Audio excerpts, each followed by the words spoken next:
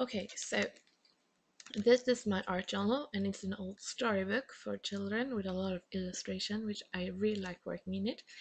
Um, Today the page I'm going to use is, if you don't like the illustrations, here is what I do. I'm going to cover it up and I'm going to use white paint, teal paint and a flush paint. Um, for two reasons really, because working just with that teal paint, it will be very dark and it won't cover up because that paint is pretty translucent. And the second is the flush color brings a bit of heat or warmth to the color. The teal color is a very cool paint. And I really like how the flash, it won't just be a light teal, it will actually be a very pretty color. And as you can see, I not mix it completely because I want the strokes of the different colors. The next layer is a stencil and it has a script, and I'm just going to take white paint. Now, this stencil I thought was going to be great, but the paint sort of bleeds through and you don't get that crisp text.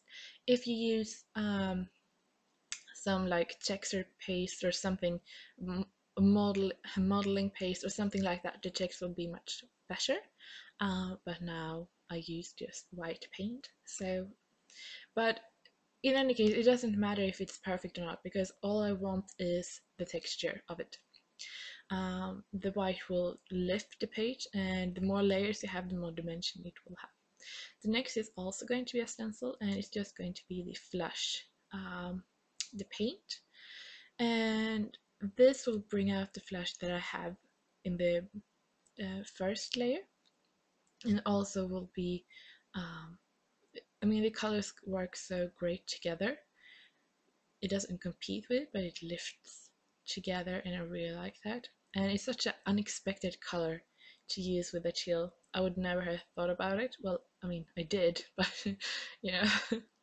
Also, these stencils they are pretty cheap, and before I was going to wash them and be really careful, but then I was like, no, I'm not going to do it. I'm just going to wipe it off as much as I can, and then that's that.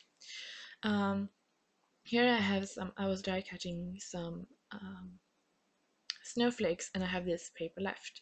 So I'm just going to take, it's a Lindy Stamp Gang spray, and just spray that. Next here I have a pearlescent paint. It's heavy body and I'm just going to smear this with my finger. And this will lift the page. They will be lighter because of the pearlescent paint, but also because it's pearlescent, it's going to shine more. So then some black ink, and then I have some gold spray. Now this spray really should be spraying outside, but hey, I didn't. The last step is modeling paste these snowflakes, and I'm doing sort of offset from the sprayed ones. And the spray from Linda Stamp Gangs I really love because you get that sort of watercolor effect with them, that sort of watermark look, and I really love that. So here it is.